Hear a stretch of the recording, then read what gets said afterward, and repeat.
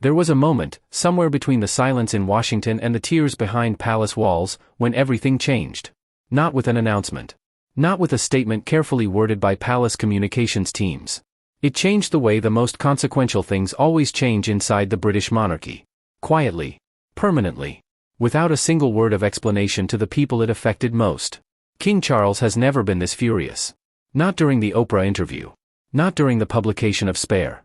Not during any of the long, grinding years of public accusations and private betrayals that tested him in ways no monarch should ever have to be tested. This was different. This time, Harry and Meghan had crossed something that could not be uncrossed. And Charles responded in a way that made every previous consequence look like a warning. Harry's name is being removed. James is being installed. And the palace is moving forward with a speed and a finality that tells you everything about how completely this door has been closed. But to understand why Charles reached this point, you have to go back to a single night in November 2025. Because everything that followed, the silence in Washington, the fury behind closed doors, the replacement, every piece of it traces back to what Harry chose to do on the most sacred day in the British military calendar. Remembrance Sunday in Britain is not a ceremony. It is a wound the nation reopens every year on purpose, because forgetting would be worse than the pain. The King stands at the cenotaph in London. Silence falls across the entire country. Wreaths are laid for soldiers who left and never came back. Their names are spoken aloud into the cold November air by a nation that refuses to let them disappear. Harry knew what that day meant. He was not simply a royal who attended those ceremonies out of obligation. He was a combat veteran. 2 tours in Afghanistan. Apache helicopters over Helmand Province, one of the most brutal combat zones of the entire war. He had flown missions alongside men whose names would eventually be read aloud at the cenotaph. Some of those men came home in coffins. In 2023 and in 2024, he had honored Remembrance Sunday from California. He visited Camp Pendleton. He met with American service members and Gold Star families. He wore the poppy and meant it. Then came November 2025. The night before Remembrance Sunday, Harry and Meghan attended Kris Jenner's 75th birthday celebration at Jeff Bezos's Beverly Hills estate. The guest list read like a Hollywood fantasy. Adele, Beyoncé, Mariah Carey, Oprah, Kim Kardashian, Mark Zuckerberg. Harry arrived in a black tuxedo. On his lapel, pinned carefully into place, was a red remembrance poppy. The flower worn across Britain to honor the war dead. He wore it into that party. He walked onto that dance floor wearing it. The cameras were everywhere and he did not use the side door. When the photograph spread and the reaction exploded, the Sussex operation moved into crisis mode. They reportedly demanded that Kim Kardashian and Kris Jenner remove every image of the couple from social media. The stated reason, leaked to sympathetic outlets, was respect for fallen soldiers. Royal commentators in London were surgical. If respect had been the genuine concern, they said, the couple would never have walked through that door in the first place. Military voices were far less measured. Wearing the poppy into a Hollywood party was not just insensitive. It was a desecration. Those men being commemorated in London that Sunday had served in the same province Harry always used as the foundation of his credibility. And he had worn their symbol as a costume piece on a Beverly Hills dance floor. Here is the detail that makes this irreversible. Before that night, people inside the palace were quietly working toward some form of reconciliation between Charles and Harry. Private conversations. Tentative explorations of whether Harry might spend quiet time at Sandringham or Balmoral, away from cameras and production teams. The possibility was fragile but it was alive. The Kris Jenner party killed it permanently. The palace had its answer. The crown's most sacred traditions were not something Harry held with reverence. They were available when a PR moment required them and expendable the moment something more glamorous appeared on the calendar. The reconciliation conversations ended that night and did not resume. So when Charles flew into Washington, D.C. in early 2026 and built an entire state itinerary around the fact that Harry would not be in it, that silence was not impulsive. Harry was 40 minutes away. Charles did not reach out. When Harry's team contacted the palace through back channels hoping for even a brief private meeting, the response came back clean and final. The request was declined. No conditions. No alternatives. Just a closed door in front of the most powerful political city on earth. Every diplomat in every room understood the message immediately. Harry holds no value to the British crown. He is a private citizen and his proximity to the king means nothing at all. And while Charles maintained that silence, Meghan was doing something that made everything significantly worse. She went public with an explanation for why her career was collapsing. Her Netflix projects were not stalled because the content was weak. According to Meghan, the real reason nothing was releasing was this. She respected King Charles so deeply that she had been deliberately holding back her projects to protect the royal family's reputation. The woman who used recorded family WhatsApp messages in a Netflix documentary. The woman whose husband published intimate details about living relatives in a memoir that reached every bookshop on earth. The woman whose 2021 Oprah interview left accusations of racism hanging permanently over the royal family without a single name attached. That woman was now claiming royal decorum was the reason her cooking show had not aired. The receipts were everywhere. The Oprah interview had become a wound that would not close for another reason entirely. During that broadcast, Meghan claimed she and Harry had held a private wedding ceremony in their garden 3 days before the official royal wedding. The Archbishop of Canterbury, the man who had actually conducted the ceremony, stated publicly and without hesitation that the only legal and valid marriage was the one on May 19, 2018. There had been no private garden ceremony. The claim was false. Provably. Documentably false. Oprah Winfrey quietly and thoroughly walked away. People inside the industry describe it now as a do-not-mention arrangement. The most powerful woman in American media, the woman who gave Meghan the platform that launched everything, delivered her verdict without a single press release. The professional collapse accelerated with a speed that surprised even people who had been predicting it. Ari Emanuel does not blink. The man who runs William Morris Endeavor has managed the most volatile personalities this industry has ever produced without once losing his composure. Meghan signed with WME in April 2023.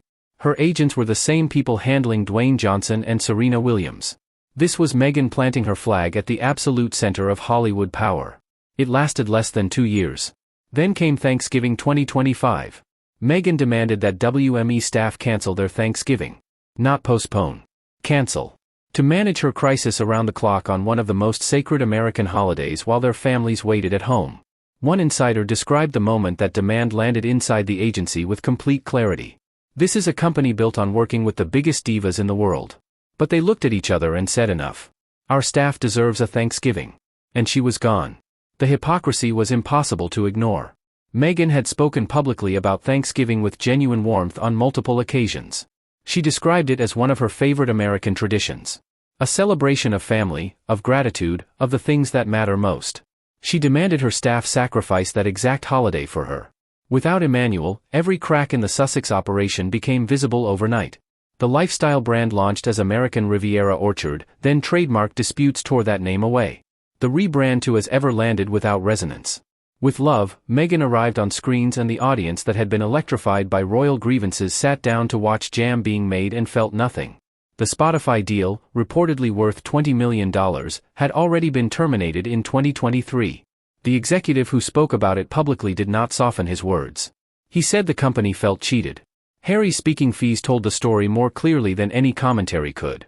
At his peak, between $300,000 and $400,000 per appearance. By 2026, $50,000 at a corporate event in Australia. A collapse of more than 80% in under 5 years.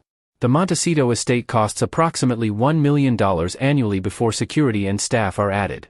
The math had stopped working a long time ago.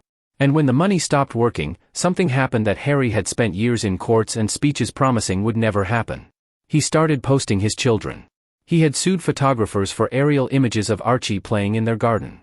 He had delivered speeches about the psychological damage media exposure causes to children. He had built his entire identity as a father around the promise that his children would be protected in ways he never was as a boy. Then the Easter videos appeared. Archie and Lilibet on an egg hunt. Lilibet in a summer dress and pink bunny ears. Archie at a table with a felt-tip pen. Comments were turned off before anyone could respond. The audience noticed things anyway. The children appearing almost the same height despite being nearly 2 years apart. Mismatched clothing suggesting different filming conditions within the same clip. But the observation that spread furthest was simpler than any visual inconsistency. Why were these children always completely alone? No cousins. No friends. No extended family. Just 2 small children in an enormous estate while their mother followed them with a camera. That same Easter Sunday, George, Charlotte, and Louis walked in public procession at St. George's Chapel in Windsor, surrounded by parents, grandparents, and the full assembled weight of a family that would be there long after every camera was gone. The contrast between those 2 sets of children on the same Sunday needed no explanation. It was visible and it was final. And while all of this was unfolding in Montecito, the palace was doing something it never announced and never celebrated. It found the replacement. His name is James Alexander Philip Theo Mountbatten Windsor, Earl of Wessex. 18 years old. Youngest grandchild of Queen Elizabeth II and Prince Philip. The previous youngest grandson of the late Queen was Harry. James grew up in Harry's shadow without ever knowing it. He now stands in Harry's space without ever having asked for it. His parents chose not to use his HRH title when he was born. Sophie explained in 2020. They were raising their children to understand that they would need to earn their place in the world. James grew up without a crown over his head and without the assumption that his position was guaranteed.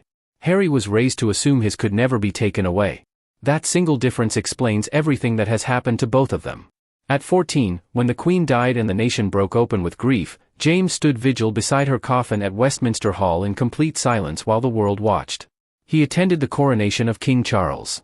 In March 2024 he appeared at the Easter Matin service at St. George's Chapel as the only member of the younger royal generation present. He has not rushed to formally claim the HRH title that legally belongs to him. A young man who feels no urgency to take what already belongs to him. Inside the palace, the strategy built around James carries a name. The doctrine of continuity. A young royal who shows up, does the work, and goes home without burning anything down. Every argument Harry had constructed about the palace needing him dissolved the moment James performed those duties without complaint, without conditions, and without a production company filming the process. UK public approval of the monarchy climbed to its highest point since the Queen's death. British tabloids that had built years of circulation on Sussex stories began cutting that coverage because their readers had stopped caring. The commercial case for Sussex content collapsed in the British press at exactly the same speed it collapsed in Hollywood. Harry believed the palace would eventually need him back. He held that belief for years.